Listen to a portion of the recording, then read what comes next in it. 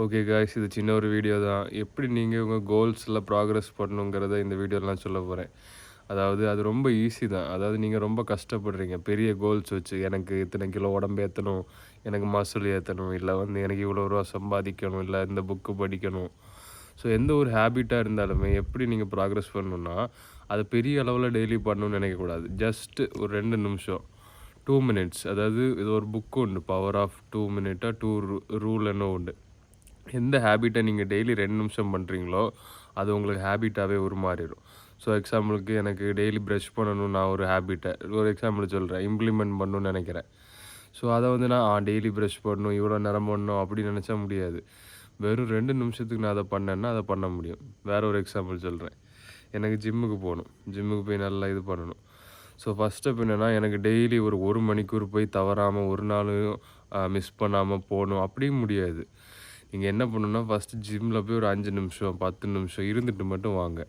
அப்போ தான் அந்த ஹேபிட் பில்ட் ஆகும். So okay, so time 4:30.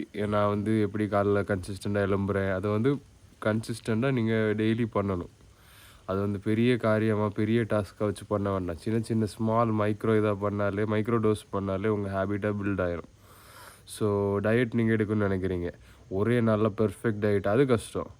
இன்னும் கொஞ்சம் ஆட் பண்ணுங்கள், அடுத்த நாள் இன்னும் கொஞ்சம் ஆட் பண்ணுங்கள். இப்படி சின்னது தான் நம்ம பெருசாக ப்ராக்ரஸ் பண்ண முடியும்.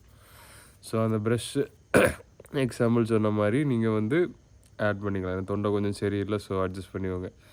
ஸோ எந்த ஒரு விஷயத்தையும் ப்ராக்ரஸ் பண்ணணுன்னா நீங்கள் சின்னதாக பண்ணால் மட்டும்தான் முடியும். ஸோ நீங்கள் உங்கள் ஜிம் ஃபிட்னஸ் ஜேர்னி எடுத்துக்கலாம்.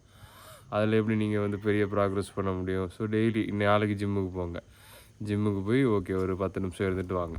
ஓகே போதும், சும்மா போயிட்டு வந்தாலே போதும்.